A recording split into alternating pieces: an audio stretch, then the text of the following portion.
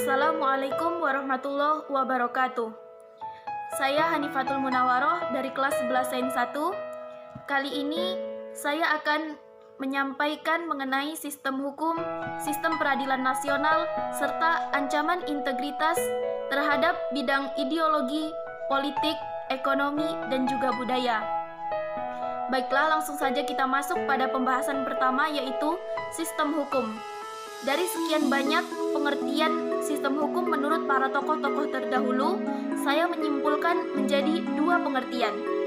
Yang pertama yaitu sistem hukum adalah semua aturan yang mengandung pertimbangan kesusilaan dan ditujukan kepada masyarakat, dan juga pedoman bagi penguasa-penguasa negara untuk melakukan tugasnya.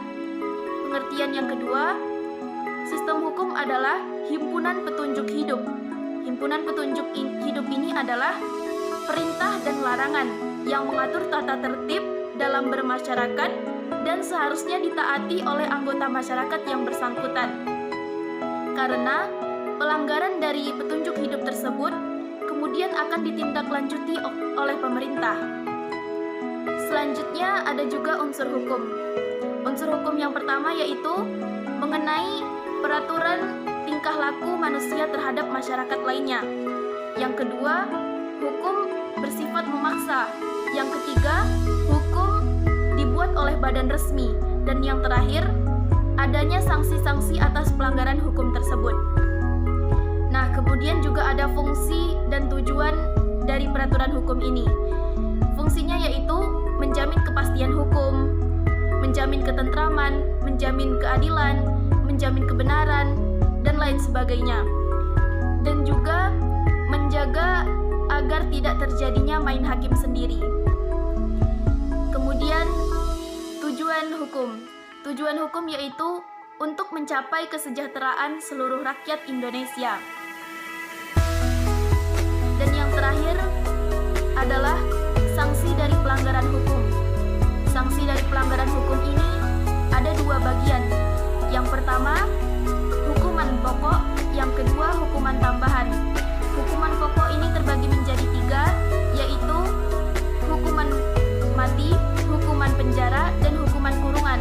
Hukuman penjara ini ada yang sementara dan juga ada yang seumur hidup. Hukuman kurungan ini 1 hari sampai 1 tahun. Kemudian hukuman tambahan.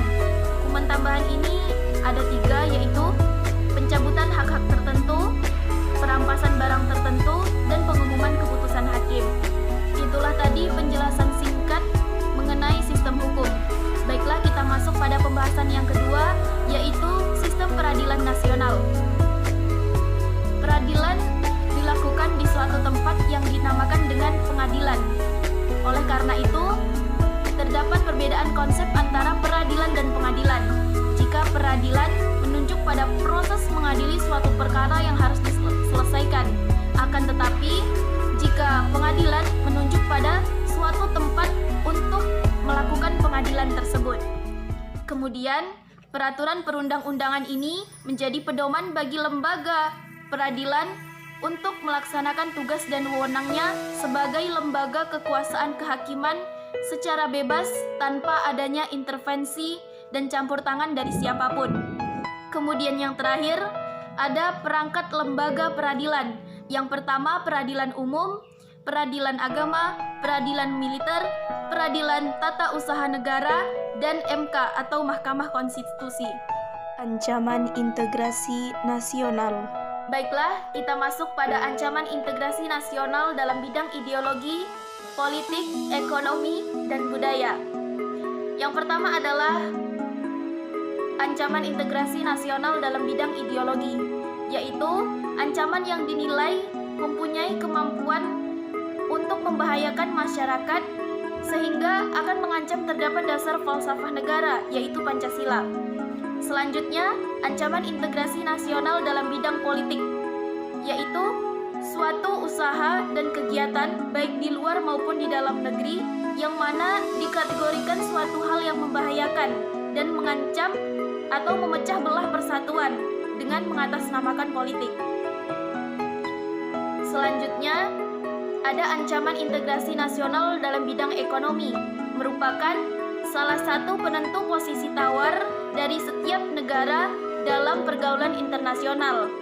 Ancaman integrasi nasional dalam bidang politik ini terbagi menjadi dua, yaitu ancaman eksternal dan ancaman internal. Dan yang terakhir ada ancaman integrasi nasional dalam bidang budaya, yaitu merupakan suatu cara hidup yang berkembang dimiliki oleh sekelompok orang dan akan diwariskan dari generasi ke generasi. Demikianlah sedikit penjelasan dari saya mengenai sistem hukum, sistem peradilan nasional, dan juga ancaman-ancaman integrasi dalam bidang ideologi, politik, ekonomi, dan budaya. Apabila terdapat kesalahan, saya mohon maaf yang sebesar-besarnya. Semoga bermanfaat. Wassalamualaikum warahmatullahi wabarakatuh.